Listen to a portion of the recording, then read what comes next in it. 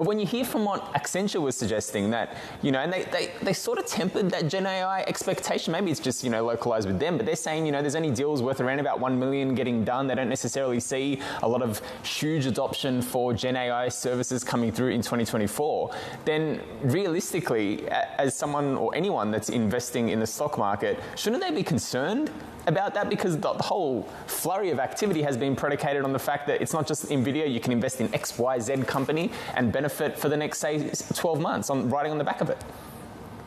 Well, I think my time horizon, first of all, is not just about the next 12 months. I think AI is one of the single largest investing trends in recorded human history. It is going to dwarf the internet. It's on par with the introduction of penicillin, distributed power, any number of things. So if anything, my view on the situation is that Accenture is underestimating the impact of AI by an order of magnitude. So I look at that as an investor and a trader, and I say, you know what? When one of the big players underestimates it, that's like an engraved invitation to me. We've seen this with Apple. We've seen this with Amazon. We've seen this with every other tech company through recorded history in the last 20 years.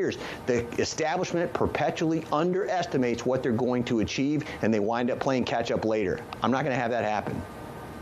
Is this AI hype justified, Keith? I think it's not only justified, I think it's cheap.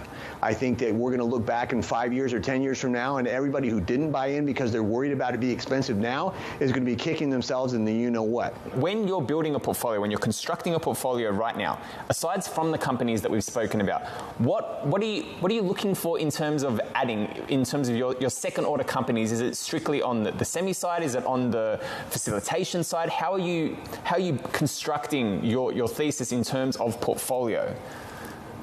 Well, there's two things you've got to do when you're constructing a portfolio. Number one, you've got to be concerned is what's going to keep you in the game? How are you going to pursue growth? But at the same time, you've got to balance that with choices that give you stability. So, for example, right now, because we like tech, because we like that long-term space, funny enough, I'm looking to add things like Chevron, which is as plain vanilla as it gets, yet critical to the alternative breakthrough energy space.